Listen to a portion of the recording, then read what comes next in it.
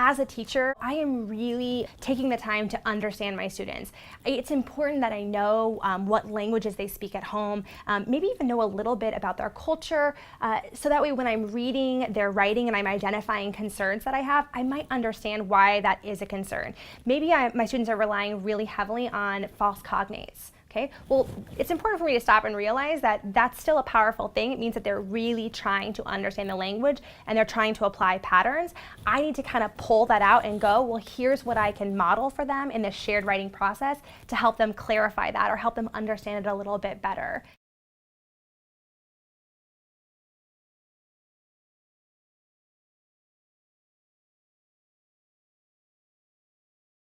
So we did, Renee has 2 last names, and we really focused in on the being and the doing verbs, which Stephanie then brought into her writing lesson that focused on the being and the doing verbs and made that connection that we see it in the reading, but we can also do it as writers as well. Before we came today, we collected an assortment of student writing from the students in this class, went through that student writing, and just chose a couple learning objectives that would make sense for this group of students. So we chose 3 specific strategies. They were capital letters, so capitalizing proper nouns, sentence starters, sentence beginnings, because students were using a lot of article beginnings or pronoun beginnings.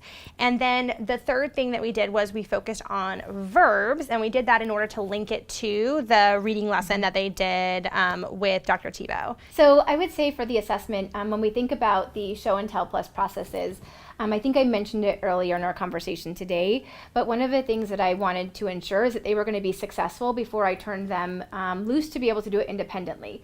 So I intentionally planned that we do section for them to be able to ensure that they were successful with both the content and the language, so that I knew that they were ready to be able to move forward in their independent work of the identifying the verbs and the different feelings that those characters were having. We're going to think about what verbs the author is using.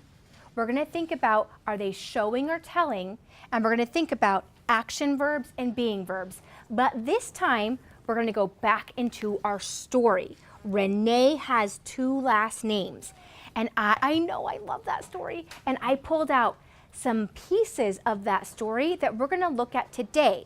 Okay? And we're going to look at those verbs to see how those verbs are helping us identify the feelings that character is having. Mama frowned and said, "That's too bad." Okay, so the first thing I need to do is what? What do I need to do first? Keegan? Circle the verb. Circle the verb. Okay, so let's read it one more time and think about the verbs now. Mama frowned and said, "That's too bad." So we had a graphic organizer called Show and Tell Plus Processes, where they identified the verb. After they identified the verb, they thought about if it was a doing verb or a being verb, and then they thought about if the author was showing or telling them the character's feelings, and then they actually identified the character's feelings.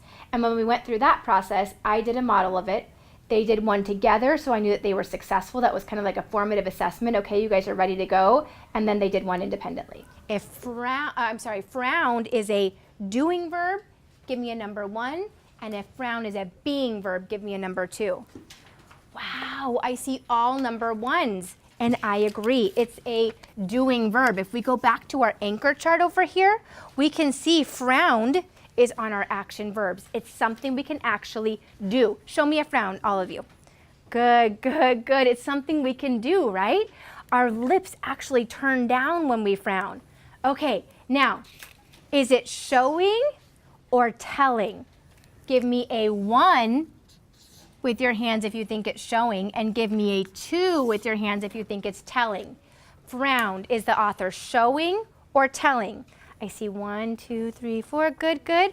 Oh, I see all 1s. So we know that we are showing, right? The author is showing us. The author is not telling us how this character is feeling. The author's showing us through this verb. Okay. I want you now to talk with your partner. I think this character is feeling blank because blank. Ready? Begin talking to your partner, please. I think this character is feeling sad because he is frowning. Good. Good. Okay, Corwin, tell us what you think.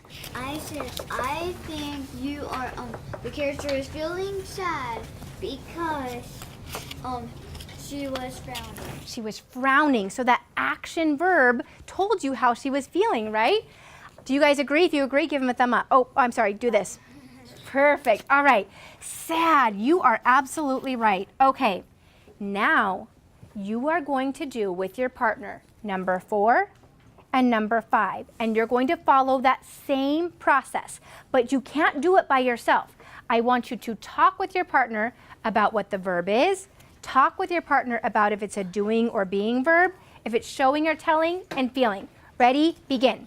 And students need that processing time. So even when you were working with the show and tell processes in small groups over here, students would often share with one another first, kind of confirm their answers and make sure they were on the right track, and then share out with the group. That was ensuring that every single student at your table was thinking the entire time and participating the entire time. With the shared writing or the dictato, every single student is writing every single sentence and participating, and then going back and making those changes. Where were my mistakes? And that really ensures that that all of our students are gaining the strategies that they need to be successful readers and writers, and we're building in those scaffolds to help them be successful. So things to think about when we're writing, we want to think about how we're starting our sentences, and I challenge you in your own writing to challenge yourself and try starting with a when phrase or starting with a verb and kind of taking it from there and trying to kind of create more creative sentences. Also, as writers, we can tell how someone's feeling, or if we really want to be creative, we can show how someone's feeling, okay? That's something that a writer can do to make their writing more interesting. And then we always want to remember our capital letters, all right? Do you guys have any questions about our writing today? And this was a great example of assessing language because we were building language and content together, language and content in tandem. This gave Melissa the opportunity to look at, are they able to identify the verb that they need? Do they understand what that verb is? Is it a telling? Is it telling? Is it showing? Is it an action? Is it a being verb? And so by doing that, it really demonstrates just how you can use kind of that formal or that formative assessment to guide your lesson. Yeah, and I think you used it in your planning. So you used the formative assessment in your planning. So Stephanie collected all of the writing samples and then really determined what were the needs of the students, and that's how she was going to plan that lesson. So based on what she saw in terms of that formative assessment, she was going to ensure that that was her teaching points for her lesson. Yeah, and I think what happens as teachers is we gather these assessments or we collect them, and then we're not quite sure what to do with them. Well, what do I do next? Well, the dictato is a great example of what you do next. I collect my students' assignments, or based on my observations of their writing patterns, I notice, gosh, these are the problems that are coming up over and over and over again, and every time I tell them to fix this, it's not being fixed. Well, the dictato is a way of using or utilizing shared writing to make those changes. It's a way of increasing my students' writing skills based on what they're currently doing, and so using those previous assessments.